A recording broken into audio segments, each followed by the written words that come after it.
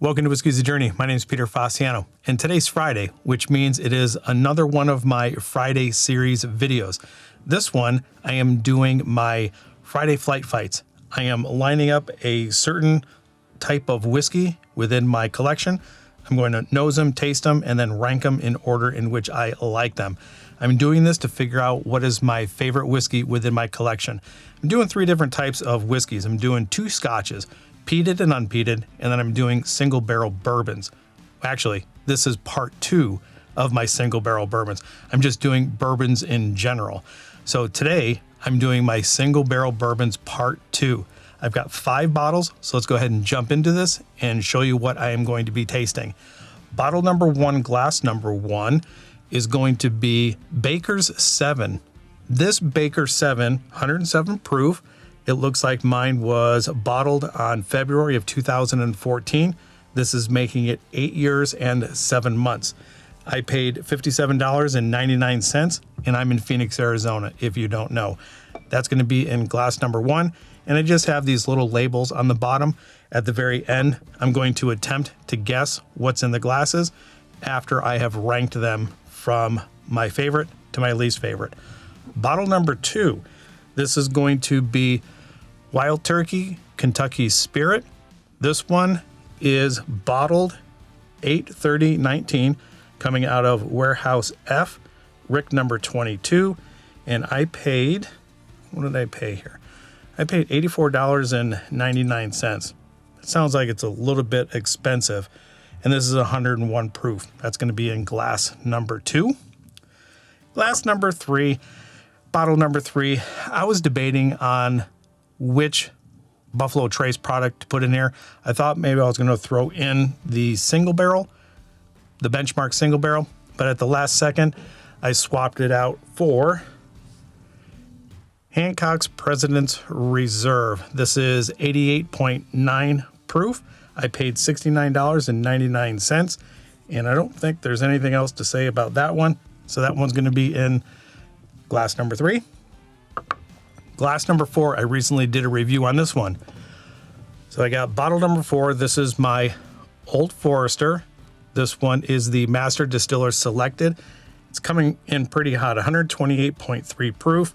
I've got Warehouse H, floor number 2, and I paid $69.99. And then my final bottle was my most recent, I think my most recent single barrel review. And that is going to be the 2XO Gem of Kentucky. This is 108 proof. I have bottle number 39 or barrel number 39, and I ended up paying $199.99 in Phoenix, Arizona. I'm gonna go ahead and clear all these things out of here, get glass number 5 out, mix them around. So give me a second. All right, so now while I am mixing these things around, if you are new to the channel and you watch this video and you end up liking it, do me a favor and subscribe to the channel. Do all those things that YouTubers ask you to do. Like, subscribe, share, comment down below when I start to reveal these things. If you've had any of these single barrels before, let me know what you think of them. I think these are sufficiently mixed up. And if you have seen my other part 1 video of these single barrel bourbons, I actually did pretty well. Actually, I got 100% in guessing them. Since then, I've taken a nosedive and I haven't really guessed anything correctly with my other flight videos. I'm going to start on my right and go to my left. I'm going to nose them and taste them. I have my water over here. I have a pad of paper that's going to help me take notes and remember what it is I like, what I don't like, and my guesses. So let's go ahead and get glass number 1 on the nose. All right, to get a good amount of sweetness. This is the first nosing of the day, so I'm thinking the proof is stinging a little bit. I wouldn't say that it's really, really high. My initial gut instinct tells me I don't know. How's that for a gut instinct? All right, let's go ahead and get this on the palate. I would say sweet and spicy, but the sweetness, it'd be a fruit sweetness, and spicy, I would say some cooking spice and maybe a little bit of pepper. But I think that you can say that about a lot of bourbons. All right, let's get it on the palate. All right, I think that nose transferred to the palate. I would say that's sweet, followed by a little spice. There is a small touch of oak. I would say it finishes with sweetness. Yeah, it's pretty good. And it would be a medium finish. All right, let's go ahead and get to glass number 2. I don't think I have a guess just yet on what it is. And I have an 1.5 ounce pour in each one of these glasses. That is very sweet. That smells pretty proofy. It's vanilla cream, a little bit of oak coming through. Let's go ahead and get it on the palate. I think this one might be the Old Forester. Pretty good on the proof. Get a little bit of chocolate, little tobacco, little leather, pretty good amounts of ABV, good spice. And I'm not a big spice fan, but that's good. So I would say high on the ABV, good sweet, good spice, chocolate, oak, and tobacco. All right, that one's pretty good. Let's go glass number 3. Don't get much in this one at all. Okay, swirling it in the glass brought a little bit of the ABV out, but it's still pretty flat on the nose, not getting much at all. Maybe because that was such a vibrant nose, this is hidden a little bit. Yeah, I'm struggling to get anything at all out of it. A little bit of ABV and a little bit of sweetness, but that's about it. Let's see what it's like on the palate. That's interesting. I got hit with a lot of pepper, but it's a pepper with not a lot of spice, if that makes any sense. Tiny amounts of sweetness, not a whole lot of ABV. So pepper spice, low-ish ABV or proof, and I'd say pretty flat. All right, let's get glass number 4 going.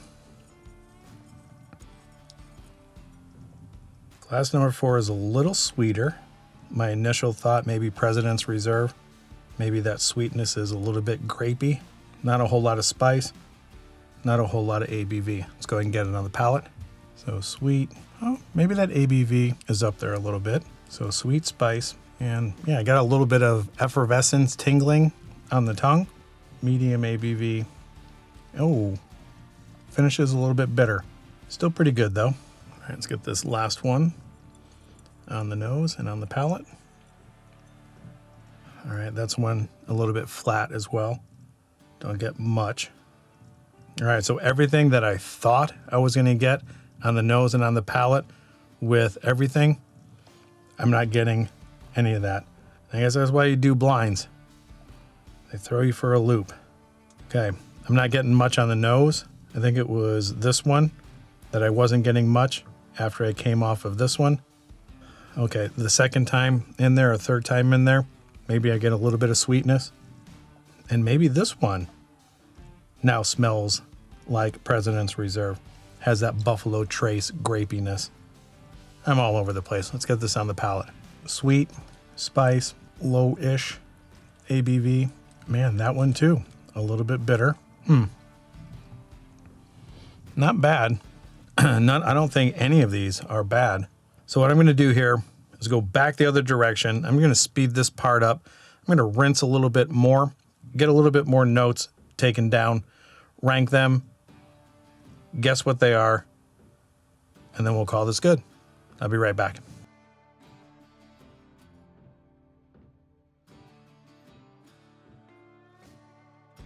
All right, I am back. Tell you what, going through the other direction, everything got very, very interesting and everything kind of got muddled up. I tried my best to cleanse my palate as much as possible, but this is very, very difficult. So let's go ahead and go with my placement first, and then I'll explain what I got in each of the glasses. And then I'm going to try to guess what glass is what. And I don't think I have any clue at all what's in any of these, with the exception of this one. So in my 5th place, I'm going to put my first glass in 5th place. Going back the other direction, smelling them and then tasting them, it came across as a little bit flat, not as proofy as I thought it was when I initially started. It just didn't have a whole lot of flavor. What was in the glass was good. It just wasn't as good as the others. In my fourth place, I put glass number 4. This came across to me as a little bit hot, a little bit spicy, and a small amount of fruit. If you are not new here, you know that I tend a little bit more towards the sweeter profile than the spice, but for some reason this had a little bit too much spice for my liking, which put it into fourth place. My third place was glass number 5. This glass and this glass, I went back and forth, but this comes across as pretty balanced. Good amount of spice, good amount of sweet. And the ABV seems to be, okay, not fantastic. Has a good nose, has a good palate. It just kind of bumped up just a notch above this one because of the balance of the sweet and spice. And these two were very, very interesting. Going into the tasting and the smelling this direction, I thought these by far were the better tasting and the better nose. Going back the other direction, maybe I spent a lot of time between these two, but the profile on this one with the taste and on the nose completely changed. The more I smelled it, the more complex it ended up getting, the more notes I ended up getting out of it. It opened up in the glass quite well. And over these three, it seemed to be a little bit more well-rounded, and it had more to it than I originally had going this direction. Because if I remember correctly, when I nosed it and tasted it, it was pretty much flat compared to these two. But maybe it was just this one, coming off of this one with the high proof and everything. Maybe it kind of killed everything. But going back the other direction, I ended up getting a lot of anise, a lot of clove, a lot of spice, and a really good amount of sweetness. And this one kind of confused me because I just did what I thought, because what I guessed in this glass is not what I said in my review. So that kind of surprised me once I narrowed everything down. And then in first place was glass number 2. It was the most flavorful. It was the sweetest. I got a lot of chocolate on here. I got a lot of tobacco and leather. The banana Fosters, the banana, the cream, everything in this glass just hit my palate exactly right. So as far as my guesses go, fifth place, I thought this one was the Baker's 7. Glass number 2, I thought this was the Old Forester. Glass 3, I want to put this as the Gem of Kentucky, but I'm split because this, even though is really good, it really does not taste and have the same profile as the review that I just gave it. But based on the process of elimination, this came up to be the Gem of Kentucky. I'm guessing this one was the Wild Turkey Kentucky Spirit. And then the last one, the last glass, is going to be the Hancock's President's Reserve. Those are my guesses. You already know how I did. Well, not well, because everything is down there. So let's go ahead and reveal my fifth place glass, which I thought was Baker's 7. And I thought Baker's 7 was going to have a nutty note, and I didn't pick up nutty notes in any of these things. So this one is not Baker's 7, Hancock's President's Reserve. That's very surprising. And I tell you what, now that I know that it's that what it is, I smell grape. And that's classic Buffalo Trace. It's insane how quickly your nose or palate can adjust once you specifically know what it is that you're drinking. That's absolutely insane. So Hancock's Reserve, fifth place. I thought it was Baker's 7, and it's not, which means glass number 4 is in my fourth place. I thought this one was Wild Turkey, and this one is KS. So Wild Turkey Kentucky Spirit. Oh, so I got that one correct. So glass number 4, Wild Turkey Kentucky Spirit, and that's what I guessed. A little bit spice. That's kind of not what I totally prefer.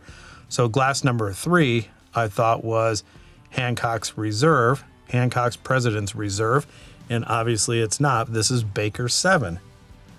And Baker's 7, Jim Beam product, I thought that would have a nutty note, and I get nothing but sweet. Oh, and a little bit of spice. Sweet and spice. Yeah, pretty well balanced, but no nuttiness. That's interesting. So glass number 3 was in my second place, and I guess this was the Gem of Kentucky, and this is 2XO. So this is Gem of Kentucky. Now this is very, very interesting. On the nose, in the glass, it's spice, and all of that spice that I'm getting is cooking spice. And around Christmas time, with anise and clove and cinnamon, it's exploding out of this glass. I don't get any apple. I don't get any of that cream soda that I ended up getting on my first review. But this is really good. But, is that right? Yeah, 2XO.